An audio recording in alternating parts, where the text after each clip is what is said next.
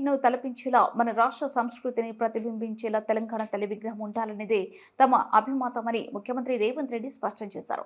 దొరల గడిల ఆనవాళ్లు విగ్రహంలో ఉండకూడదనే ఉద్దేశంతోనే ప్రజలు అభిమతానికి తగినట్లు విగ్రహం రూపొందించే బాధ్యతను తెలంగాణ బిడ్డ అయిన Jawaharlal Nehru architecture and fine arts కళాశాల ప్రిన్సిపల్కు అప్పగించామన్నారు. రాష్ట్ర సచివాలయ ప్రాంగణంలో ఈ ఏడాది డిసెంబర్ 9న విగ్రహాన్ని ఘనంగా ఆవిష్కరిస్తామని సీఎం రేవంత్ రెడ్డి వెల్లడించారు.